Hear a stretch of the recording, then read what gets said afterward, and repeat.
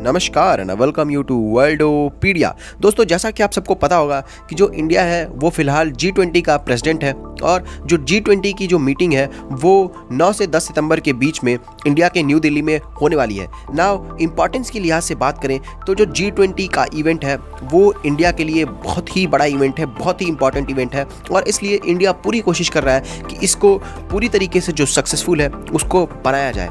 लेकिन पूरी कोशिशों के बावजूद भी कुछ ना कुछ जो है अड़चनें आती ही रहती हैं। लेकिन बात करें अगर सबसे पहले कि G20 अगर आपको नहीं पता तो मैं बता दूं कि G20 जो है वो ग्रुप ऑफ 20 यानी कि जो दुनिया की 20 सबसे एडवांस्ड इकोनॉमीज़ है, जो कि दुनिया की लगभग 85% जो वर्ल्ड ट्रेड है उस पर कब्जा रखती हैं, उनका ग्रुप है और ये फ्यूचर इकोनॉमी कैसे चलेगी इस पे बात करती हैं। ना इस बार जो G20 का प्रेसिडेंट है वो इंडिया है। अगर बात करें G20 के मेंबर्स की तो ये देख सकते हैं आप, Argentina, Australia, Brazil, Canada, China, उसके बाद फ्रांस, जर्मनी, इंडिया और जो सिंगापुर, इंडोनेशिया। तो ये जितनी भी इंपॉर्टेंट कंट्रीज़ हैं, बड़ी बड़ी कंट्रीज़ हैं जिनके पास, सिंगापुर नहीं है सॉरी तो और जो बहुत सारी कंट्रीज़ हैं उनको इंडिया ने इन्वाइट किया हुआ है जो कि G20 के मेंबर्स नहीं है, जैसे कि बांग्लादेश हो गया, इजिप्ट हो गया, मालदीव्स हो गया, नेदरलैंड्स, नाइजीरिया, ओमान और इसके अलावा सिंगापुर, UAE। तो इन सब कंट्रीज़ को इंडिया ने इन्वाइट किया है। लेकिन जो एक G20 का बहुत ही इंपॉर्टेंट मेंबर है रशिया, और इंडिया का बहुत ही क्लोज एलाई भी है, फ्रेंड भी है, तो रशिया के जो व्लादिमीर पुतिन है उन्होंने कहा है कि जो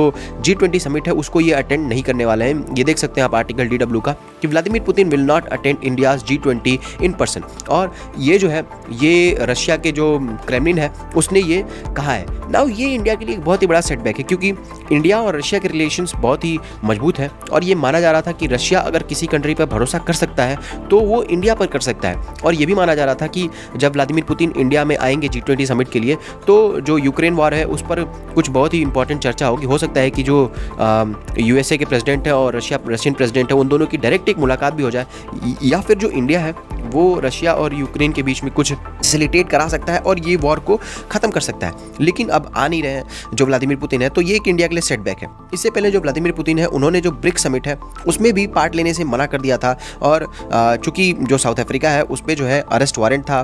साउथ अफ्रीका जो है वो इंटरनेशनल क्रिमिनल कोर्ट का एक सिग्नेटरी है और व्लादिमीर पुतिन पर जो है अरेस्ट वारंट जो है जारी हो चुका था। तो इसके अलावा इसकी वजह से जो इंटरनेशनल क्रिमिनल कोर्ट के साउथ अफ्रीका सिग्नेटरी होने के कारण जो व्लादिमीर पुतिन अगर वहाँ पे जाते तो उनको अरेस्ट कर लिया जाता। इसी वजह से व्लादिमीर पुतिन ने वो मीटिंग स्किप कर दी। लेकिन जो इंडिया है वो इंटरनेशनल क्रिमिनल कोर्ट का नई सिग्नेटरी है, तो ऐसे में माना जा रहा था कि जो व्लादिमीर पुतिन है उनको ये समिट अटेंड करनी चाहिए। बहरहाल जो USA के प्रेसिडेंट है उन्होंने ये ऐलान कर दिया है कि वो जो है इंडिया जाने वाले हैं और वो G20 मीटिंग में पार्ट लेने वाले हैं। तो जो USA के प्रेसिडेंट है जो बाइडन, वो 7 से लेके 10 सितंबर के बीच में इंडिया में रहेंगे।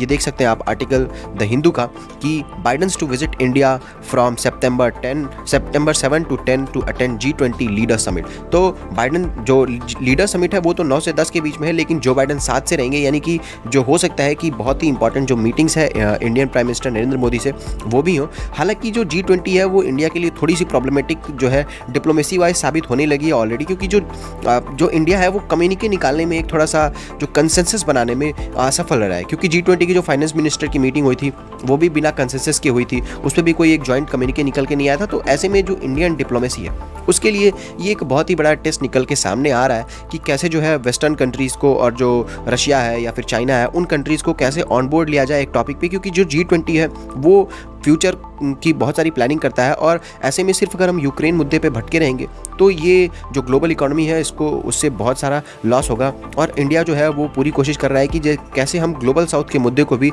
लेके आए, सिर्फ यूक्रेन ही ना करते हैं। तो देखते हैं आने वाले समय में क्या होता है, क्या इंडियन डिप्लोमेसी इस चैलेंज को पार कर पाती है कि नहीं। जैसा भी होगा मैं आपको अपडेट करता रहूँगा। ना आपका क्या कहना है इस बारे में कॉमेंट करके बताइएगा। हमारे चैनल को सब्सक्राइब करना मत भूलिएगा। मिलते हैं आपसे अगली वीडियो में, तब तक के लिए जय हिंद, जय भारत।